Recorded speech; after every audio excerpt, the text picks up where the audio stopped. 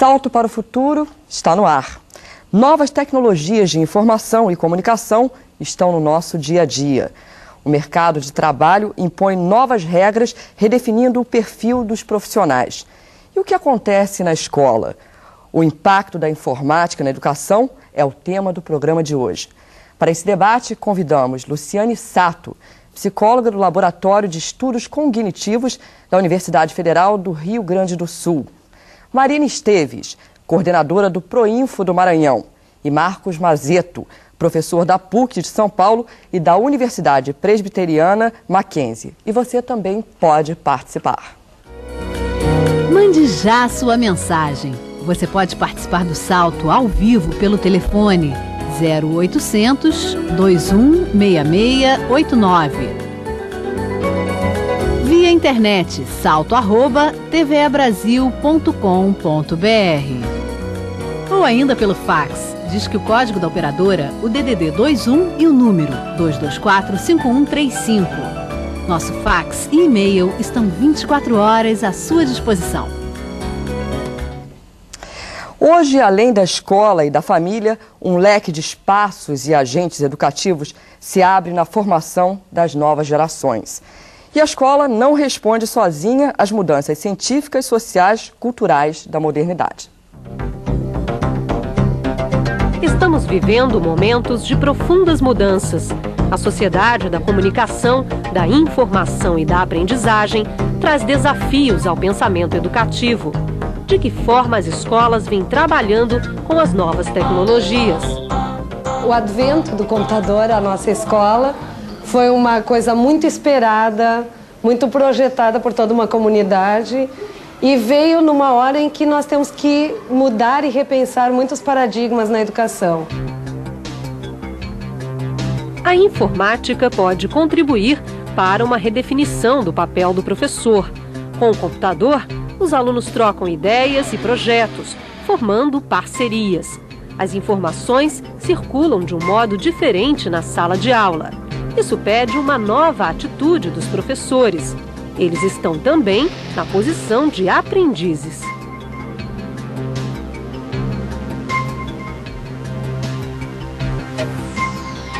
Para mim, essa é a primeira barreira que se rompe com a vinda do computador.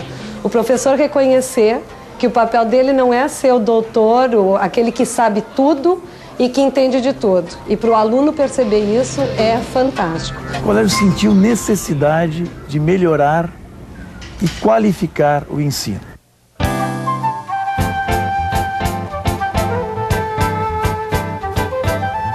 Na Escola Mariano Beck, em Porto Alegre, o desenvolvimento de projetos envolve a informática e são interdisciplinares.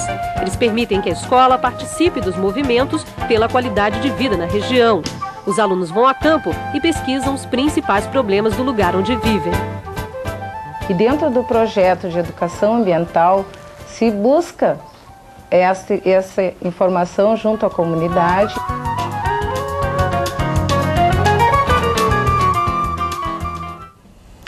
Pois é, tempos de mudanças. A informática está presente no nosso cotidiano, praticamente em tudo. Para vocês, qual o real impacto dessa tecnologia na educação? Luciane, você podia começar respondendo? Eu acho que a mudança na escola ela começa em todos os níveis, nas várias dimensões, tanto o aluno que modifica, porque ele não aprende mais da mesma forma, como o professor também modifica a sua função totalmente, a direção também não tem mais o mesmo papel, como a comunidade local e os pais. Então, assim, é uma mudança que não começa nem de uma ponta nem da outra, é uma mudança de tudo ao mesmo tempo agora, né? E eu acho que isso é o rico e isso é o interessante, que a tecnologia, ela facilita, ela propicia isso. Pois é, o Marcos ele trabalha mais ou menos com essa coisa de envolver o professor dentro desse aspecto. Como é que funciona isso, Marcos? Então, continuando o que a Luciane colocou, realmente um dos pontos que muda bastante na escola é este papel do professor. Porque nós estamos acostumados a encararmos a escola um local onde a gente vai aprender coisas. Mas aprender significa adquirir informações. E, em geral, o professor é visto como aquele que vai passar essas informações. Agora, com as novas tecnologias, este papel começa a ser questionado. Porque nós temos outras formas de adquirir as informações que não necessariamente através ou só através do professor. O que é excelente porque faz com que o professor possa rever qual é o seu papel verdadeiro dentro da educação, que não é o de transmitir informações, mas é de colaborar para que o aluno aprenda, para que o aluno adquira informações, para que o aluno construa um conhecimento. E esta relação professor-aluno também se altera. Ou seja, em vez de ele ficar, às vezes, atrás de uma mesa, junto ao quadro negro, explicando ao aluno, agora ele é parceiro, agora ele é um aprendiz com o aluno. Ele vai construir junto com o aluno, ele vai orientar o aluno a fazer os seus projetos, a aprender, a buscar informações, a relacionar, etc, etc. Então, muda completamente esse papel do professor. Marcos, e o professor ele não encontra dificuldade em esbarrar com essa nova forma, com essa nova tecnologia? Sem dúvida. Aliás, eu penso que um ponto mais importante de mudança para trabalhar com essa nova tecnologia é a mudança do professor. Porque todos nós fomos formados numa situação onde essas tecnologias não existiam. Mais do que isso, todos nós fomos formados numa escola ou numa faculdade onde o sistema professor ensina, aluno absorve e reproduz o conhecimento era o paradigmático. Então agora, quando se pede que o professor reveja esse seu papel, há que haver uma mudança interna de mentalidade e de postura. Então o professor realmente reage, porque ele está acostumado a trabalhar naquele sistema, naquele paradigma anterior. Antigo. Mariana, queria complementar? Eu queria entrar nesse meio aí da mudança, até porque essa mudança não é só para o diretor, né? A mudança vem geral na escola e eu queria assim, forçar um pouco a visão do diretor. Porque, na verdade, é o diretor que vai ter que gerenciar essa mudança e viabilizar o laboratório funcionando, o computador, o cartucho de tinta, o papel. Ou seja, o diretor, nesse formato, nessas novas tecnologias, na utilização das novas tecnologias na escola, é aquele que vai fazer com que seja possível ao professor e ao aluno usarem daquelas novas técnicas. Então, acho que o papel do diretor também, nesse momento, é fundamental. Ok, nós vamos agora a um telefonema do Rio de Janeiro.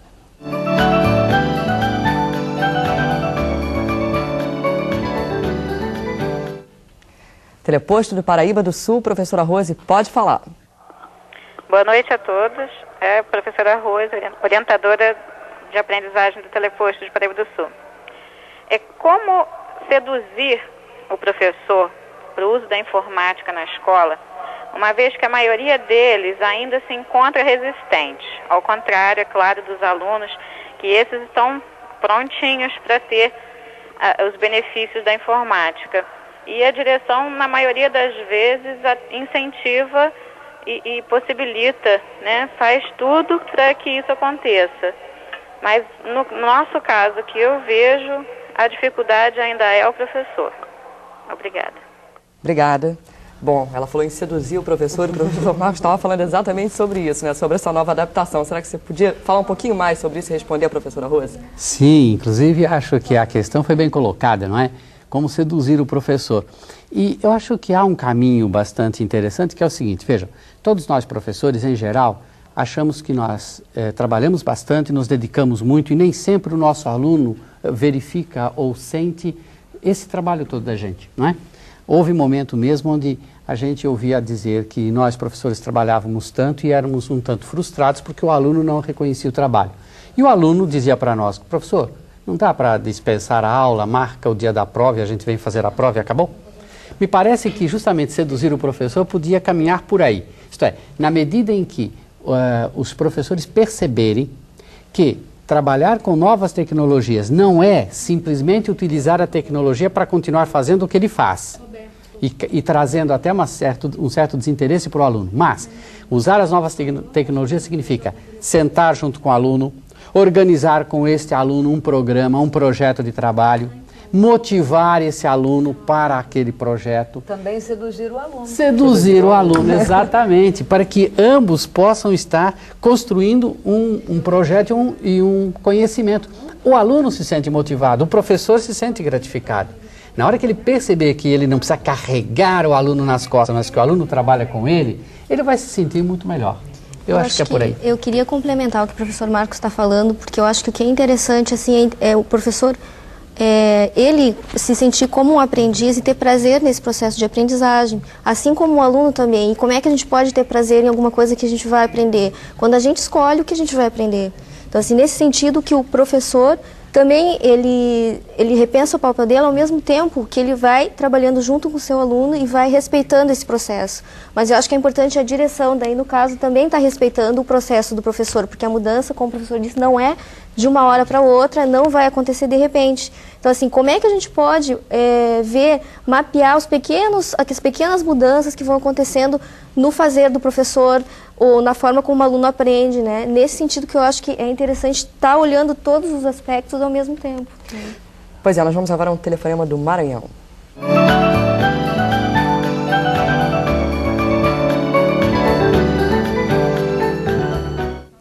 Olá, Roberto, é um prazer tê-lo em nosso programa. Pode falar. Bem, é o seguinte, a minha dúvida é que a formação do professor que nós temos é totalmente arcaica. Ponto número 1. Ponto número 2. Você está na escola pública onde a realidade dos alunos é totalmente diferente daquela tecnologia que ele vai receber no computador. Ponto número 2.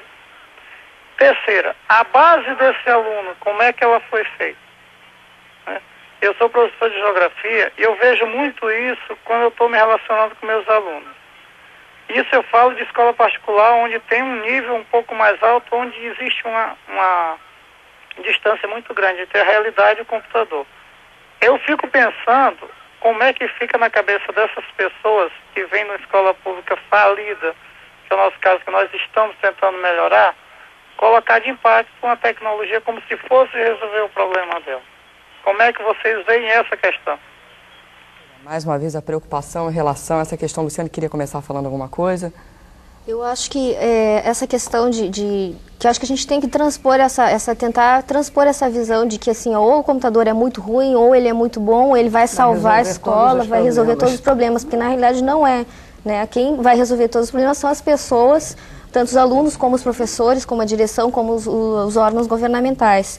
Mas eu acho que a tecnologia, ela às vezes serve como uma forma assim, como é que a gente aprende? A gente aprende quando gera uma contradição, um conflito naquilo que a gente tá querendo, alguma coisa que a gente já está acostumado e que gera um conflito. O computador, ele entra muito nesse sentido, de gerar um desequilíbrio, um conflito naquilo que a gente já conhece, daí obriga a gente a repensar a nossa forma de ensinar e a forma dos alunos também de aprender, porque os alunos também estão acostumados com um sistema de aula, assim como o professor.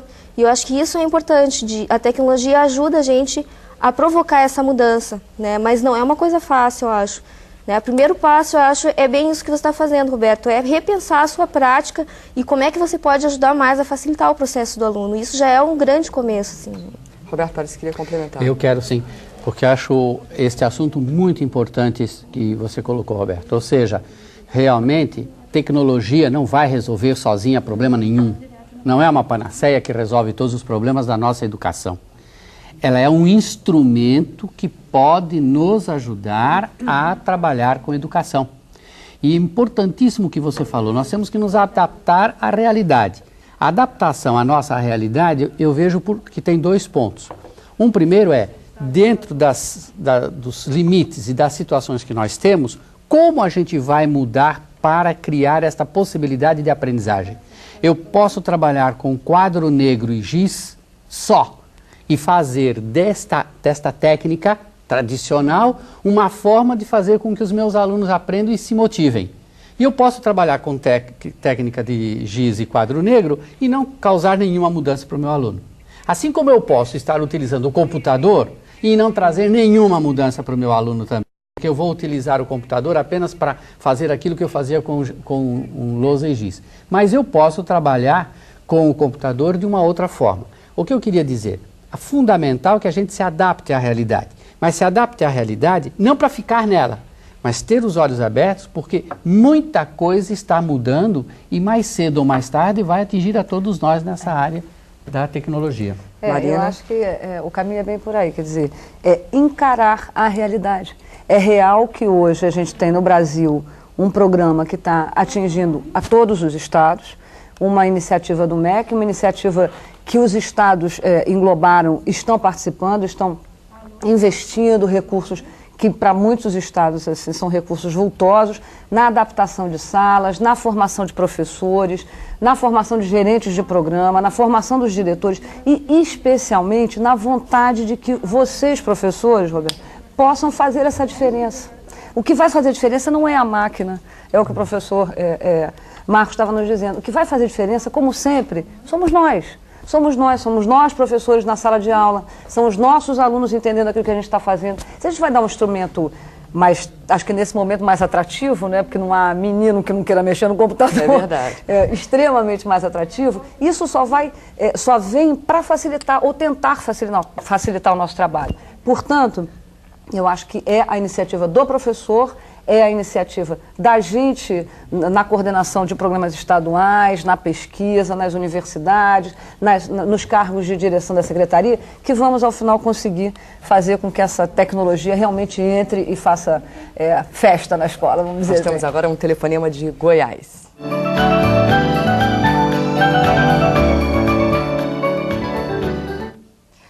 Olá, pode falar? Boa noite. Por favor, eu gostaria, nós do NT Anápolis, do Teleposto de Anápolis, gostaríamos de perguntar à banca como ela vê a questão da capacitação dos professores, porque nós sabemos que o computador é um recurso novo nas escolas, né? E por ser a informática uma tecnologia que exige, né, capacitação permanente, e sabendo também que as verbas destinadas à capacitação de professores são sempre muito limitadas, nós gostaríamos de saber como fica a capacitação do professor, esse processo de capacitação, porque a gente acredita que tem que ser capacitação permanente. Como a banca vê isso? Obrigada. Obrigada. Mariana, você podia começar respondendo, por favor? O pessoal de Anápolis, eu não gravei o nome da pessoa especialmente, mas ela está exatamente num núcleo de tecnologia educacional que dentro da estrutura do programa de informática na educação tem como função principal formar professores. Isto é fácil? Não. Está definido como? Não. O que nós estamos fazendo? E acho que eu vou dar uma informação só assim... para te falar, é Rosalina o nome dela. Rosalina, ok, Rosalina. Desculpe, Rosalina, não tinha gravado seu nome. Eu vou dar uma informação assim que é meio fresquinha, que a gente estava num encontro de informática na educação do Proinfo no MEC na semana passada em Faxinal, e numa reunião de coordenadores, todos nós expressamos essa preocupação na formação continuada de professores. E tiramos como ação nacional uma reestruturação dos cursos que foram dados até agora, e a Rosalina deve ser professora multiplicadora de um NT, ela também já deu curso para a formação de professores para as escolas.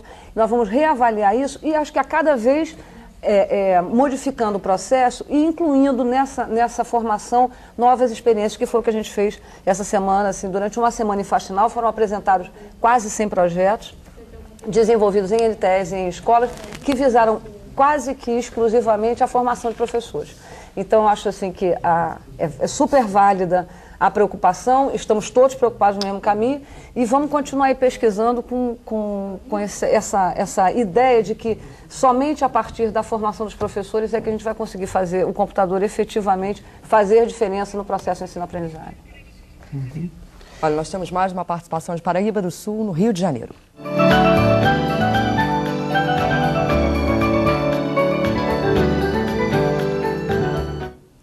Obrigada mais uma vez pela sua participação. Pode falar. Boa noite.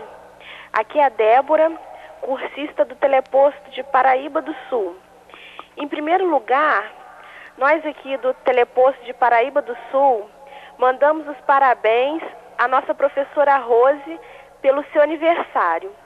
Bem, a pergunta é a seguinte: como fazer um trabalho de conscientização com os diretores para o uso das novas tecnologias nas escolas, por serem eles os capitães desses navios, entre aspas, e responsáveis pelo seu direcionamento?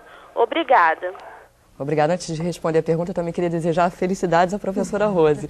Vocês podem começar, por favor. Quem gostaria de começar falando? Roberto, Luciane. Débora, eu gostaria de, parabenizar a professora Rose também, né? Que é o aniversário dela. E eu gostaria de também retomar um pouquinho a questão da capacitação. Eu acho que aquilo que professora Rosalina colocou do NTE é muito importante, que a capacitação dos professores ela tem que ser um processo de formação continuada e em serviço, porque não tem outra forma mais interessante de aprender quando o professor consegue aprender junto com seus alunos, porque isso já inicia o processo de mudança e assim, ó, quando o professor consegue se desprender de toda aquela educação que ele teve e consegue aprender junto com os alunos, isso é fantástico, e já é uma mudança muito grande, né?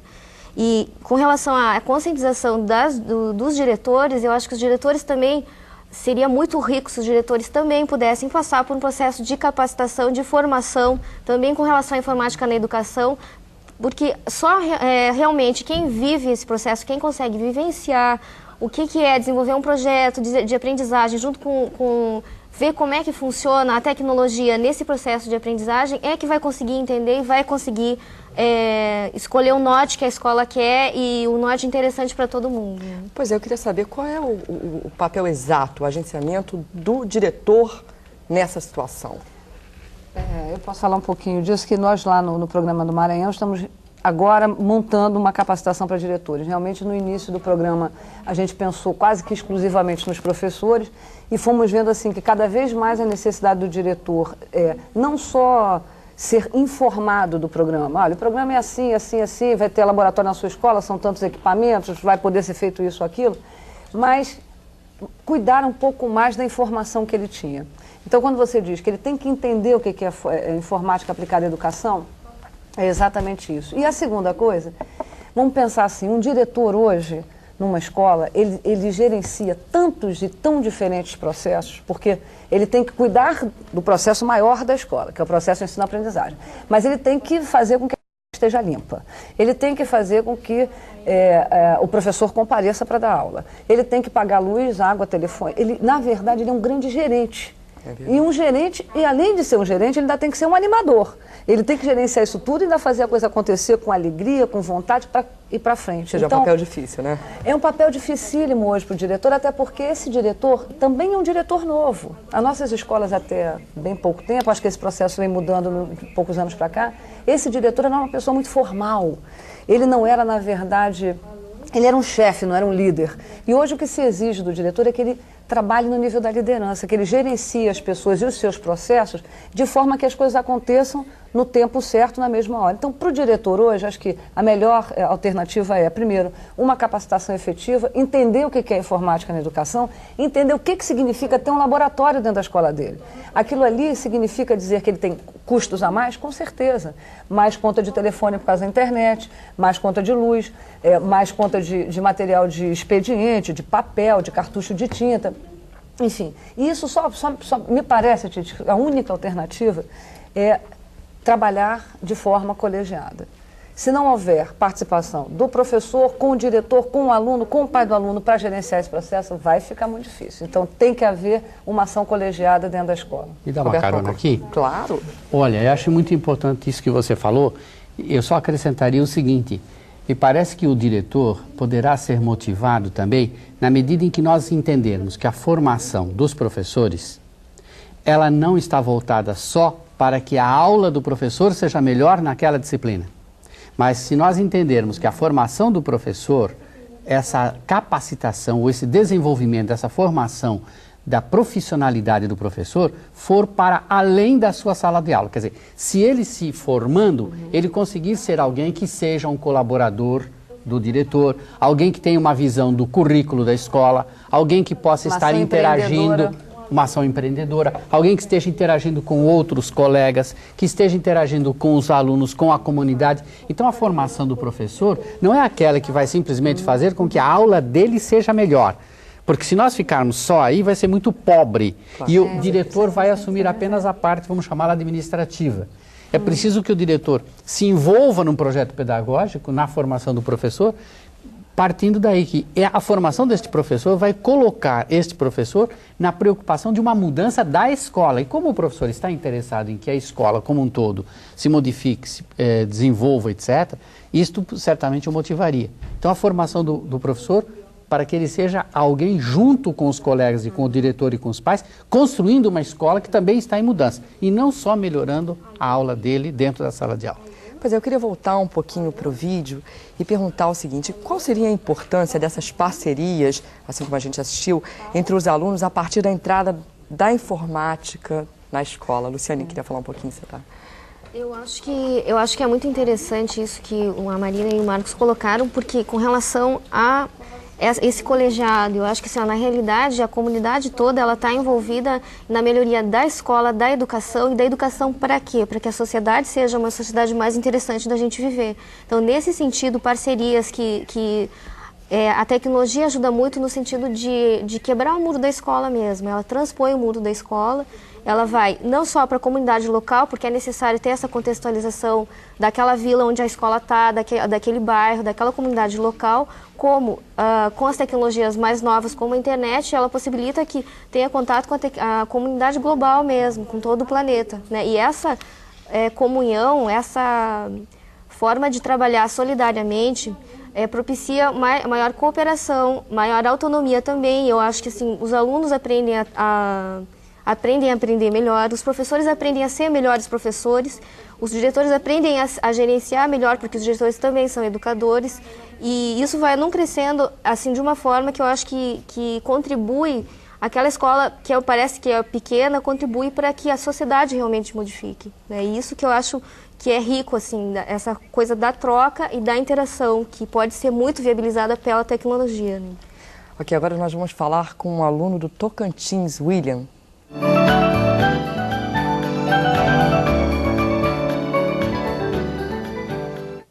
Olá, William, pode falar.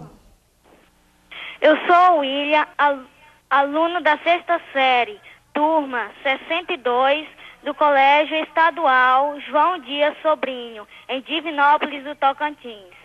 A minha pergunta é a seguinte: em que nós alunos precisamos mudar para acompanhar essas mudanças? Boa noite, obrigado. Obrigada, William. Marina, queria começar respondendo?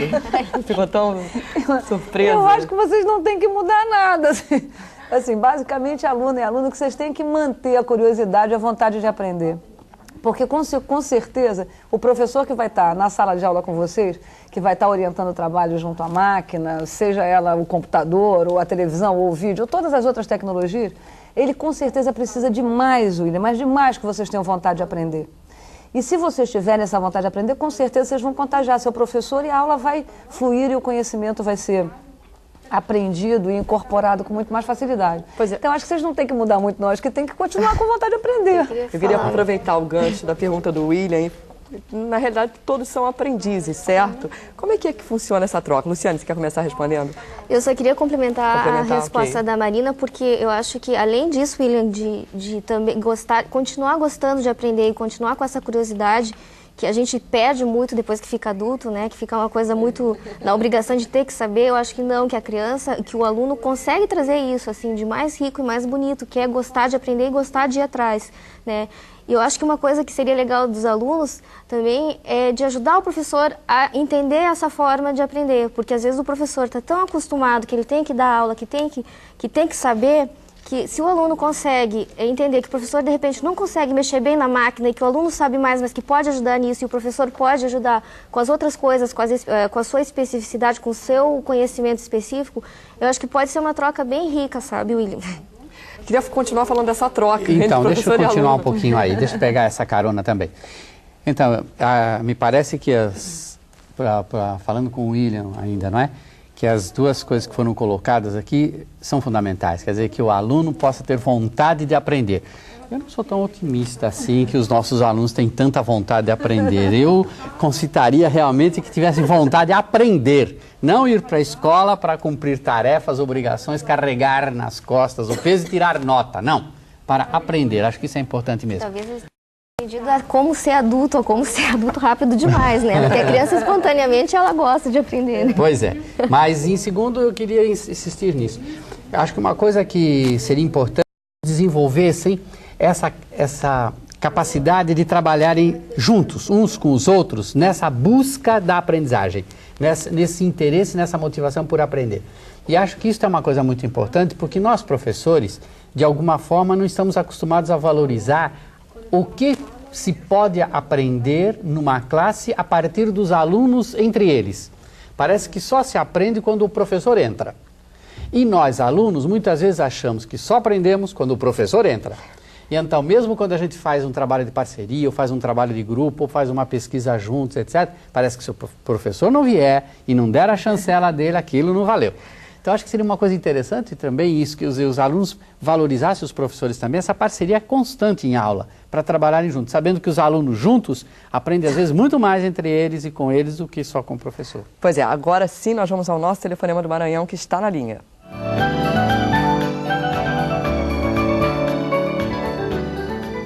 Ok, pode falar.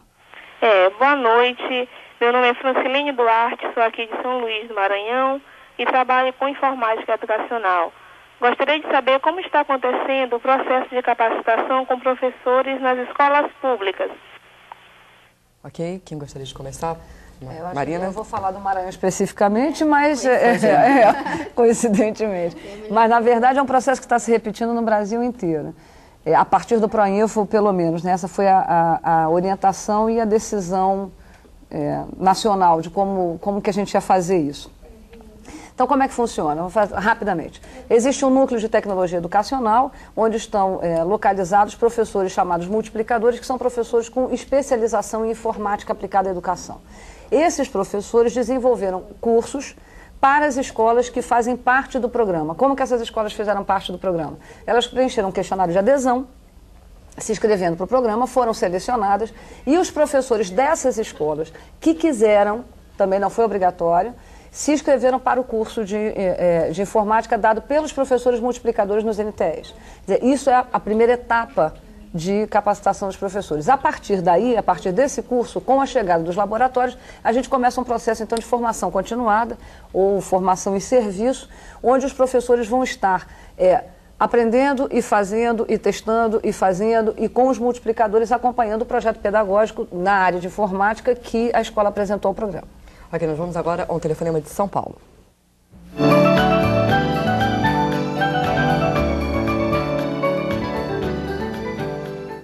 Olá, professora Fernanda, pode falar.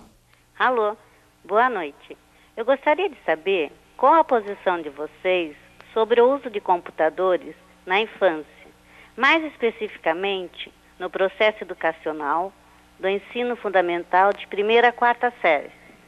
Vocês não acham que nós estaríamos forçando o pensamento lógico-simbólico antes da época? Obrigada. Obrigada. Roberto, você acha isso? Estaria forçando uma coisa antes da época? Veja, eu penso que sempre a gente tem que utilizar a informática como um instrumento. Isso é básico, não é? Portanto, ela tem que servir àquilo que nós precisamos. Evidentemente que eu posso utilizá-la na universidade, posso utilizá-la num curso de pós-graduação. No meu modo de ver, também eu posso utilizá-la na escola básica.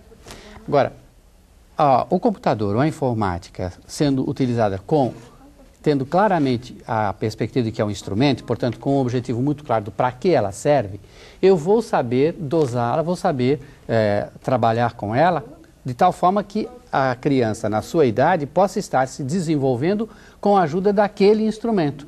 Eu não vou forçar uma situação de passar um programa que seja, aspas, mais forte, ou de maior conteúdo, ou de maior conjunto de informações, etc., só porque eu estou usando a informática, para uma criança que talvez não esteja na idade mental de poder assumir aquilo. Eu só queria colocar um exemplozinho para explicitar melhor meu pensamento. Nós temos uma aluna de doutoramento na PUC, que está com um projeto belíssimo de doutoramento. Ela conseguiu, com o uso da informática, ajudar crianças com problemas mentais a desenvolver o seu raciocínio e a começar a se comunicar através do computador.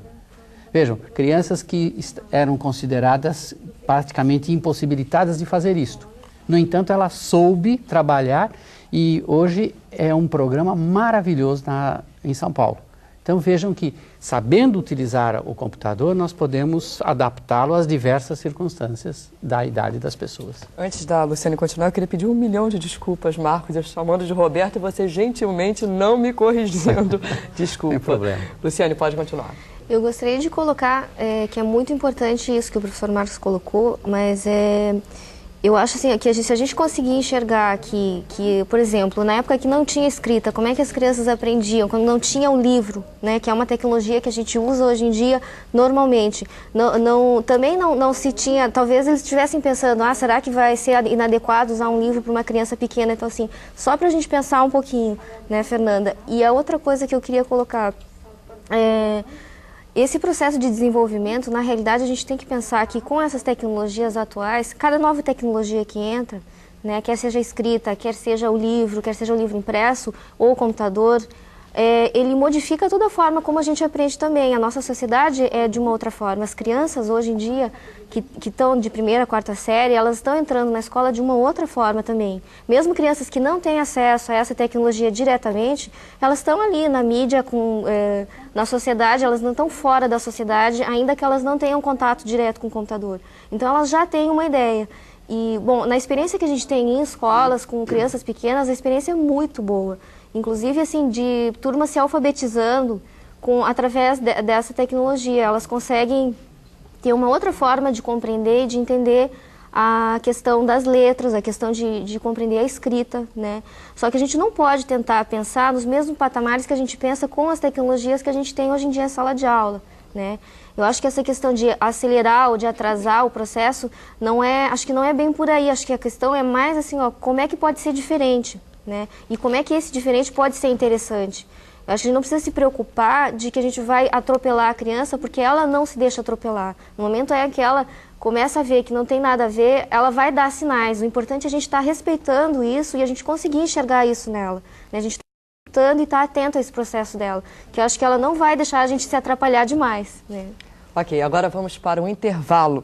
No próximo bloco, os alunos de uma escola em São Paulo mostram como desenvolveram o projeto Prevenção Também Se Aprende na Escola. A gente volta já.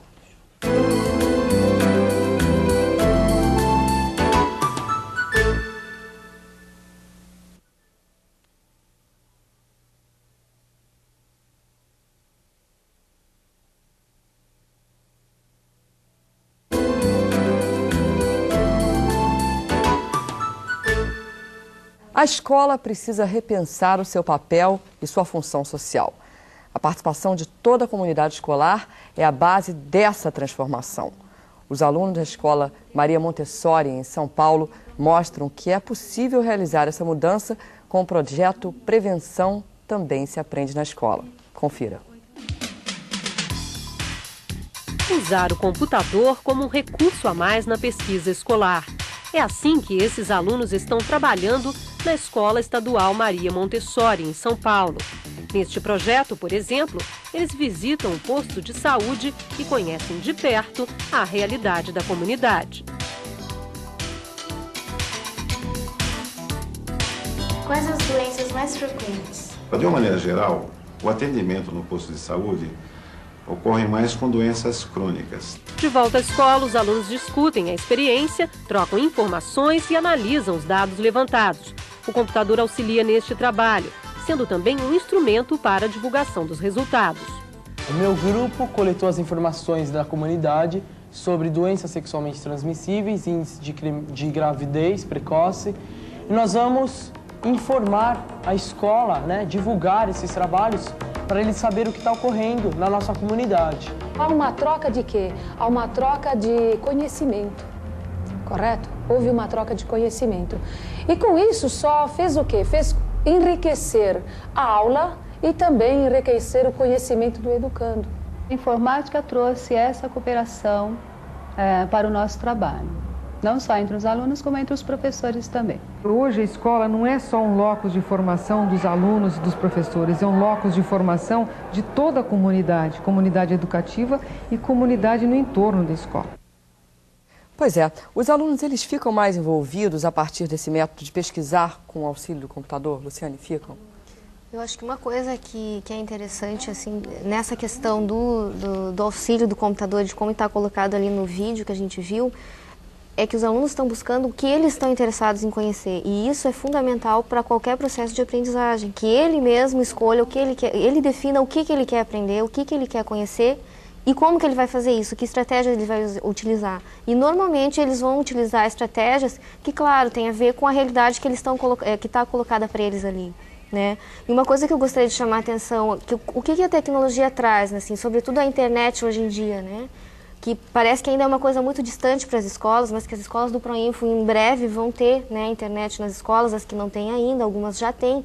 Mas além dessa coisa de poder divulgar e de mostrar o trabalho, de mostrar, de fornecer algum dado que as pessoas não possam ter, porque é muito local da comunidade local, eu acho que é interessante o próprio processo de pesquisa se acontecer na internet e acontecer com outras comunidades, porque daí fica uma coisa de um conhecimento da própria comunidade e essa comunidade se comunicando, trocando com outras comunidades, com outros alunos de outras escolas.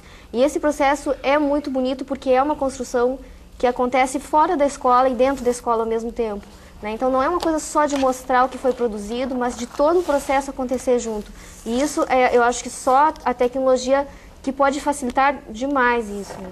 Ok, nós vamos agora a um telefonema do teleposto de Duque de Caxias, no Rio de Janeiro.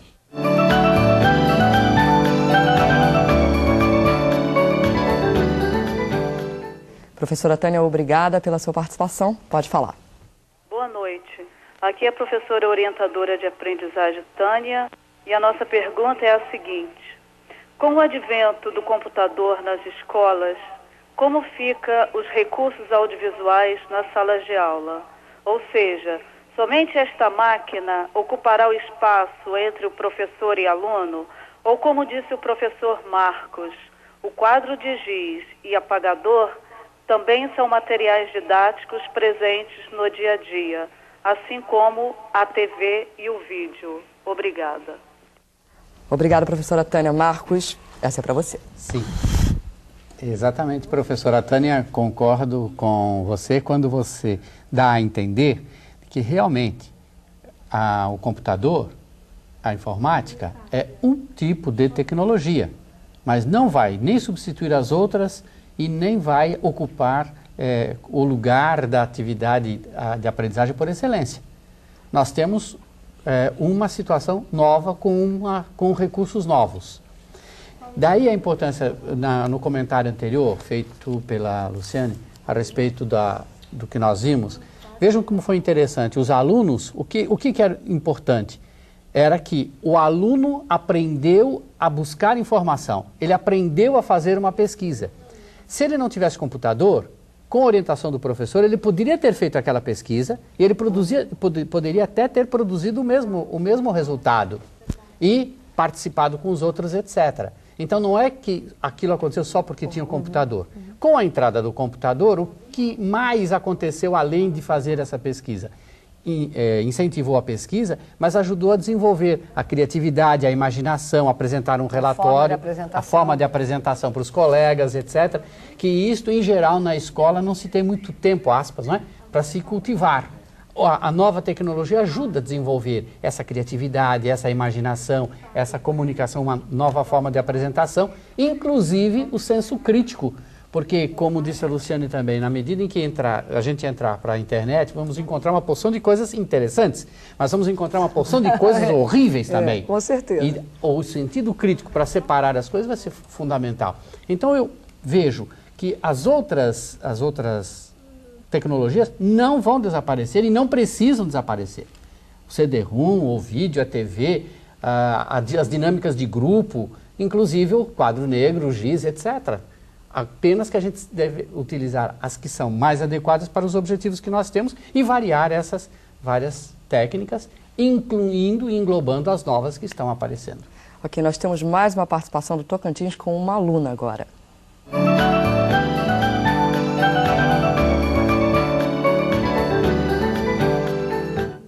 Olá, Fábia, pode falar. Eu sou a Fábia, aluna da 5ª série, turma 51, do Colégio Estadual João Dias Sobrinho em Divinópolis.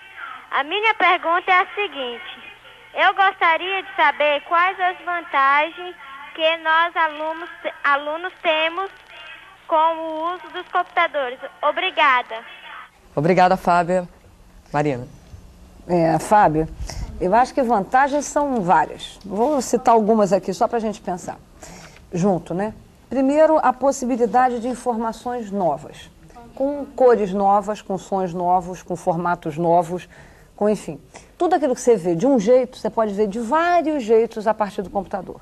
Se o seu computador estiver ligado à internet, e seguramente a sua escola vai estar em breve, desculpe, você vai ver isso tudo ainda, com som, com música, com movimento, enfim. Então você vai estar ligada no mundo, diminuindo a rotina da sala de aula, que eu acho que isso é muito interessante para vocês, alunos, e para os professores também.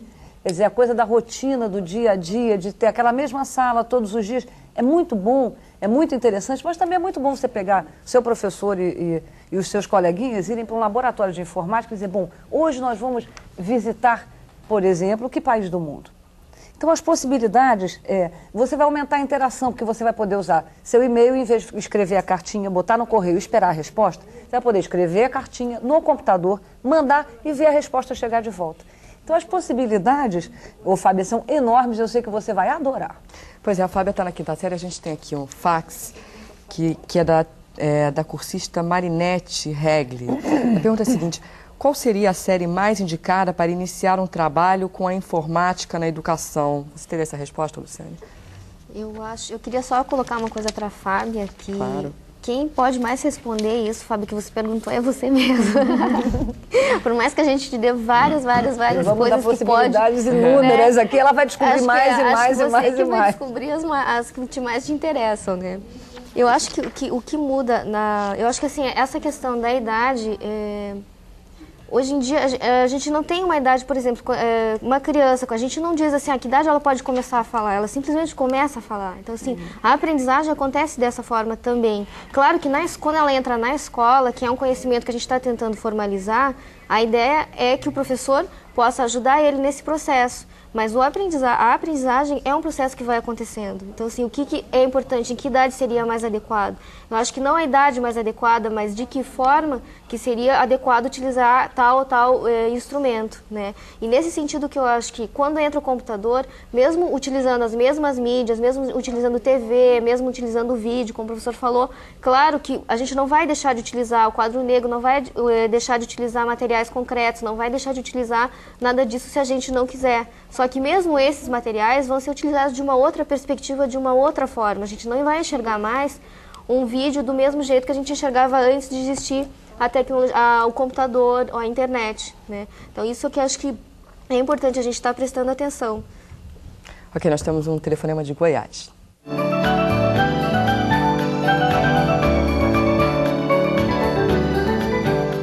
Obrigada pela sua participação. Pode falar.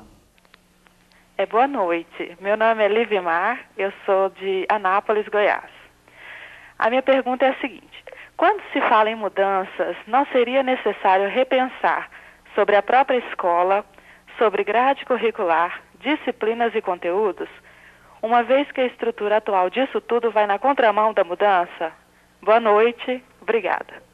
Obrigada. Marcos, está tão afirmativo aí que com certeza... Consenso absoluto. Foi absoluto, Consenso absoluto. Acho que você tem toda a razão quando você fala isso, porque realmente quando no início eu dizia da formação do professor e que era importante que essa formação o levasse a participar na escola, numa escola em mudança, eu já estava querendo colocar um pouco isso. Você colocou o dedo na ferida. Há que se pensar, sim, numa reorganização da escola. Desde para que serve a escola hoje? Quer dizer, se até algum tempo atrás todo mundo era tranquilo, que você ia para a escola, aspas, em aspas, apenas para aprender geografia, história, matemática e se alfabetizar, ou então para adquirir alguns modos comportados que você deveria ter na sociedade, hoje esse acesso às informações com as novas tecnologias praticamente eliminaria, teoricamente, o papel da escola. Ao contrário, essa situação faz com que a escola redescubra o seu papel, que é justamente criar oportunidades para o desenvolvimento da pessoa como um todo, incluindo no seu aspecto social, no seu aspecto cidadão, no seu aspecto de relacionamento com os outros, no seu aspecto de compromisso com a sociedade na qual ele está vivendo. Só que para acontecer isso, realmente a escola vai ter que se reorganizar inteira. Quer dizer, os currículos vão ter que ser repensados, as disciplinas vão ter que ser repensadas, a organização dessas disciplinas justapostas tem que ser repensadas, as disciplinas como sendo só transmissão de conhecimento tem que ser repensadas, os planos de trabalho têm que estar voltados para o desenvolvimento de valores, para a discussão de valores, de atitudes, desenvolvimento de outras competências e habilidades que são fundamentais para qualquer cidadão e que na escola até hoje, aspas, não tivemos tempo de fazer porque, aspas, o programa da disciplina era grande demais e nós sequer dávamos conta do conteúdo a ser transmitido. Isso tudo vai ter que ser mudado mesmo. Aliás, seria um grande benefício que nós teríamos para a educação se as escolas se abrissem para descobrir isso e entrassem de vez para realmente reorganizar todo o seu modo de ser, o seu espaço, o seu tempo, o seu currículo, com os professores, com os alunos, com os pais, com a comunidade e com a sociedade. Pois é, essa é uma tarefa difícil. Marina, você tem alguma ideia boa para fazer essa reorganização? Às vezes eu penso muito nisso, sabe? Tenho pensado muito nisso. Mas, na verdade, eu acho assim, que tem uma coisa que é fundamental. Assim, consenso mesmo ficou claro, né?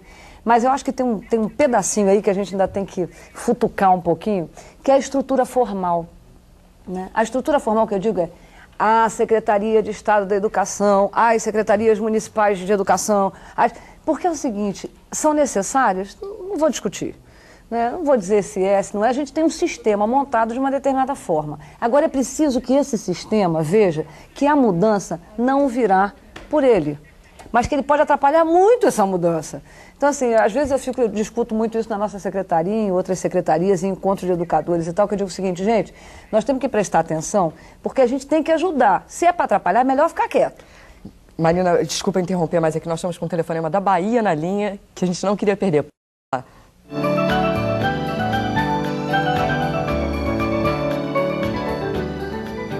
Ok, pode falar. Eu sou Isolda Maia, do NTE de Barreiras, oeste da Bahia. Eu gostaria de saber, porque juntamente com esses novos padrões instrucionais, surge a necessidade de se trabalhar em equipe, de forma interdisciplinar. Considerando as diferenças nos contextos em cada escola, de que forma poderíamos conscientizar nossos professores que veem nisso apenas uma grande quantidade de trabalho adicional para um ganho relativamente reduzido? Obrigada. Obrigada, Bahia. Nós temos muito pouco tempo para responder essa pergunta. Quem gostaria de sintetizar isso o mais rapidinho possível? Eu gostaria só de colocar a questão que essa questão de como é que se conscientiza, como é que se mobiliza, eu acho que muito é de facilitar esse processo, mas eu acho que depende muito, eu acho que sim, o papel das secretarias é importante para flexibilizar essa estrutura que é formal, que vem de cima para baixo geralmente, mas acho que tem que começar lá na base, assim, da sala de aula dos professores e ir construindo, e os professores se entendendo que do jeito que está não dá para continuar, como é que a gente pode mudar, como é que a gente pode achar o caminho. Então cada escola, cada professor, cada grupo de professores vai achar o seu próprio caminho e a sua forma de desenvolver isso. Claro que isso... Luciane, desculpa te interromper, mas é porque o nosso tempo está absolutamente estourado. Bom, por hoje é só. Agradecemos as participações da Luciane Sato, da Marina Esteves e do Marcos, muito gentil, Maceto. E não perca o próximo programa, porque nós vamos falar sobre o preparo do professor para o uso do computador. Até lá.